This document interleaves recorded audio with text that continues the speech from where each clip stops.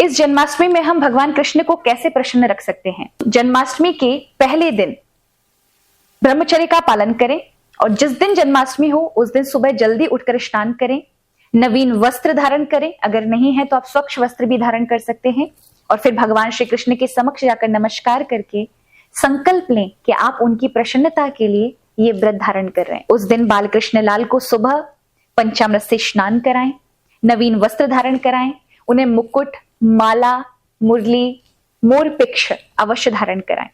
आप तुलसी दल अवश्य भेंट करें भगवान को, सुगंधित पुष्प भगवान को चढ़ाएं, चंपा, चमेली, गुलाब, कमल भगवान को बहुत प्रिय है। आप गुलाब की माला, मोंगरे की माला अवश्य चढ़ा सकते हैं।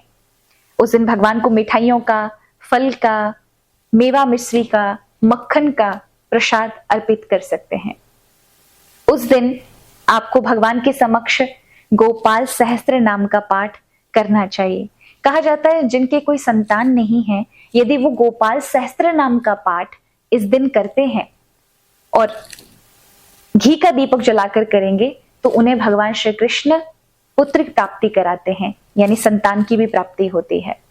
आप इस दिन भगवान का इस मंत्र का जाप कर सकते हैं, ओम नमो भगवते वासुदेवाय नमः। घी के दीपक से आप आरती उतारें। अगर आपको प्रभु ने सामर्थ्यवान बनाया है तो इस दिन आप घी का दीपक अवश्य जलाएं और वो अखंड जलते रहना चाहिए, यानी पूरे 24 घंटे तक।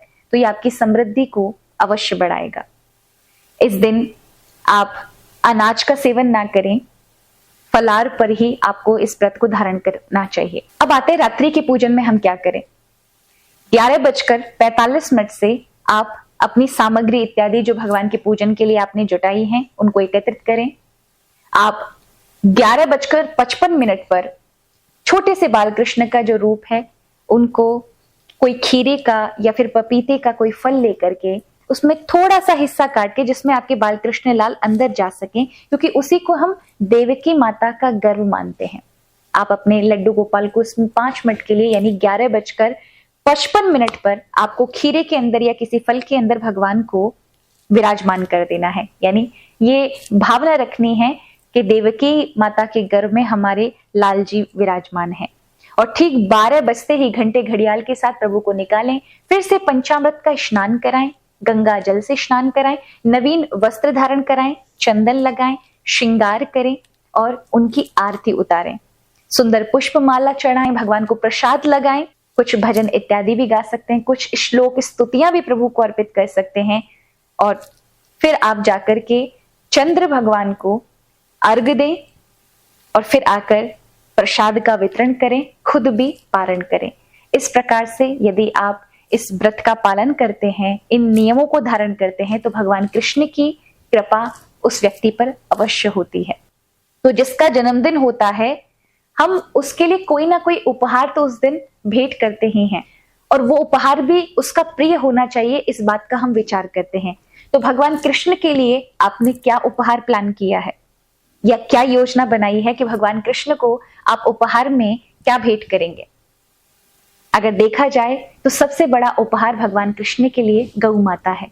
तो अपनी नजदीकी आसपास की गौशाला में जाकर के किसी गौ माता को गोद लेकर किसी एक गौ माता की और एक बछड़े की जान को अवश्य बचाएं।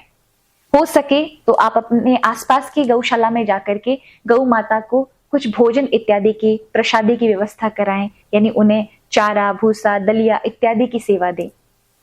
अगर आपके घर में कोई गाय है तो उस दिन उनकी सेवा करें, उन्हें स्नान कराएं। सुंदर आप जो भी चारा, भूसा इत्यादि या जो भी सामग्री बना करके कच्ची इत्यादि दे सकते हैं, आप अवश्य उन्हें फल इत्यादि पवाएं। ये भगवान के लिए सबसे बड़ा उपहार है और इससे बढ़कर उपहार गौ माता से प्रिय भगवान कृष्ण को कुछ भी नहीं है। और उनके भक्त आज के दिन विशेष रूप से गौ माता की सेवा, पूजन, उन्हीं में कृष्ण का दर्शन करते हैं, वो भगवान कृष्ण को अत्यंत प्रिय होते हैं। आप सभी को जन्माष्टमी के पावन पर्व की ढेर सारी शुभकामनाएं।